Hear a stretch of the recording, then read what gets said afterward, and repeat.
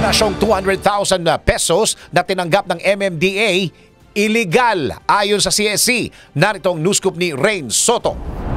Naniniwala ang Civil Service Commission na labag sa batas ang pagtanggap ng MMDA o Metropolitan Manila Development Authority sa 200,000 pisong donasyon ni dating Ilocos Sur Governor Chavit Singson bilang pabuya sa pagkakahuli sa kanyang sasakyan na dumaan sa EDSA busway.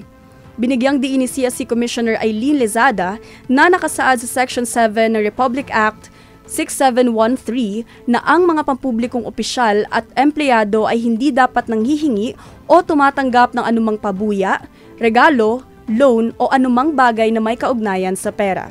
Kahit magandaan niya ang intensyon ng dating gobernador, ay hindi nito kailangang suklian ng donasyon ang pagganap ng MMDA sa kanilang tungkulin.